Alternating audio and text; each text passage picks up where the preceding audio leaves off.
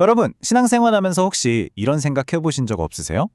내가 이렇게 열심히 노력해야 하는 건가? 아니면 모든 게 다 하나님의 은혜인가? 하는 거요. 오늘 이 복잡하고도 아주 중요한 하나님의 은혜와 우리의 의지 사이의 관계를 한번 깊게 파헤쳐 보겠습니다. 바로 이 질문이죠. 신앙이 어떨 땐 막 무거운 짐처럼 느껴지고 또 어떨 땐 주체할 수 없는 기쁨에서 나오는 자연스러운 행동 같기도 하고 아마 많은 분들이 이 두 감정 사이에서 고민하고 계실 거예요. 자, 그래서 오늘 이 질문에 대한 답을 한번 찾아가 볼 텐데요.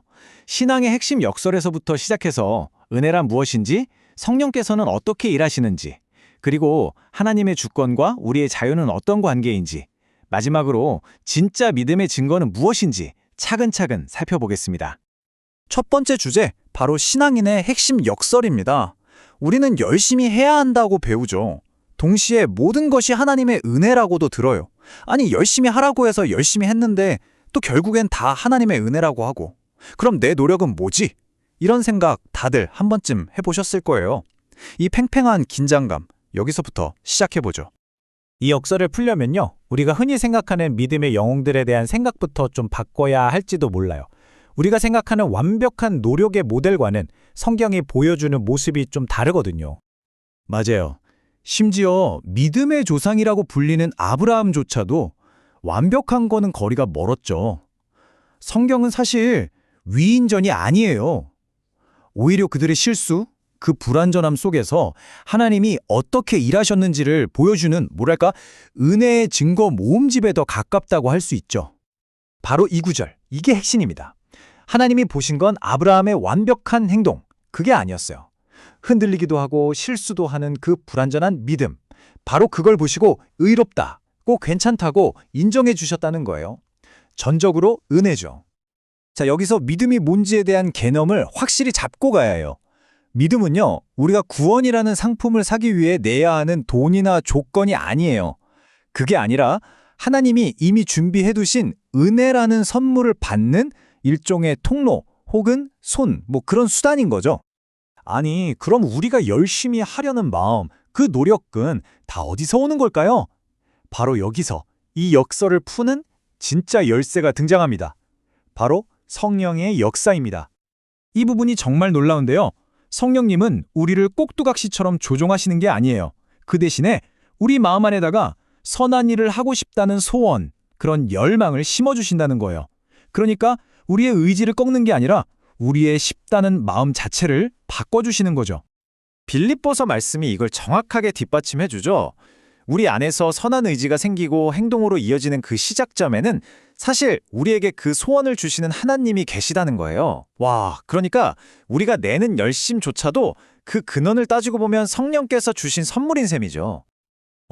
그럼 이거 내 자유의지는 없는 거 아니야? 그냥 조종당하는 거 아닌가? 이런 생각이 들 수도 있어요. 근데 그게 아니라는 거죠. 성령님은 우리의 인격과 선택을 존중하세요.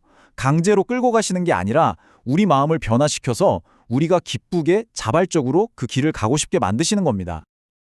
자, 이제 논의의 가장 깊은 곳으로 들어가 보겠습니다.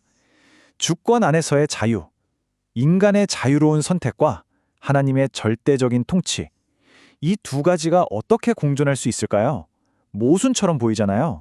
근데 성경은 정말 놀라운 해답을 제시합니다. 이 그림을 보세요.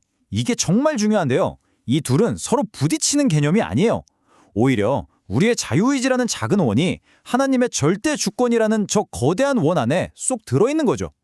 우리는 피조물이니까 100% 완전한 자유는 없지만 하나님은 그분의 큰 그림 안에서 우리가 자유롭게 선택하고 행동하도록 허락하신다는 겁니다. 에베소서 말씀이 이걸 하나의 그림처럼 보여주는데요. 우리가 마치 예술가의 작품이라는 거예요. 조각가가 흙을 빚어서 멋진 작품을 만들어내듯이 하나님께서 우리라는 존재를 통해 그분의 선한 계획, 그분의 작품을 만들어 가시는 거죠. 우리가 하는 선한 일들은요, 사실 그 위대한 예술가의 설계도에 이미 그려져 있던 거라는 얘기입니다. 자, 그럼 이제 이런 좀 어려운 신학적인 이야기들을 우리 실제 삶에 어떻게 가져와 볼 수 있을까요? 마지막으로 내 믿음이 진짜인지 아닌지, 내 열심이 어디서 온 건지 분별할 수 있는 아주 실용적인 리트머스 시험지를 하나 드려볼게요. 한 아들이 있었어요. 아들은 자기 어머니를 보면서 신앙생활이 너무 고통스러워 보였어요. 남편한테 그렇게 핍박을 받으면서도 새벽마다 기도하러 나가는 어머니를 보면서 아니 저렇게까지 힘들게 예수를 믿어야 하나? 아들 눈에는 그게 그냥 고통스러운 의무, 짐으로만 보였던 거죠. 그런데 말이죠. 정작 그 고난의 한가운데 있던 어머니의 마음은 완전히 달랐습니다.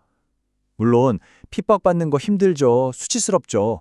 하지만 그 모든 고통을 다 덮어버릴 만큼, 아니 그보다 훨씬 더 큰 기쁨과 열정이 어머니 마음속에 있었다는 거예요. 이건 아들이 밖에서는 절대 볼 수 없었던 내면의 진실이었죠. 도대체 뭐가 이런 차이를 만든 걸까요? 이유는 단 하나입니다.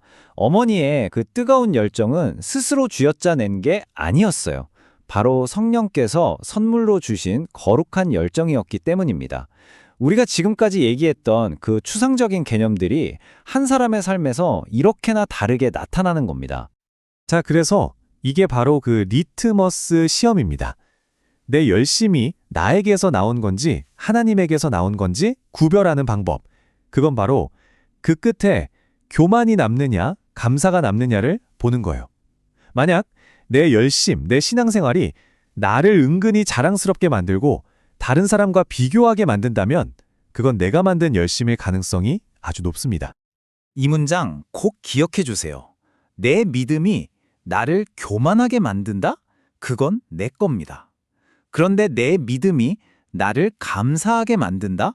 그건 하나님이 주신 겁니다. 성령께서 주신 열심은요, 내가 얼마나 대단한 일을 했는지 자랑하게 만들지 않아요. 오히려 내가 한 수고조차 잊어버릴 만큼 기쁘고 모든 게 그저 은혜였다는 고백, 즉 감사로 이어질 뿐이죠. 은혜가 얼마나 귀한 선물인지 진짜로 깨닫게 되면요, 순종은 더 이상 하기 싫은 숙제가 아니게 돼요. 비유가 참 재밌죠?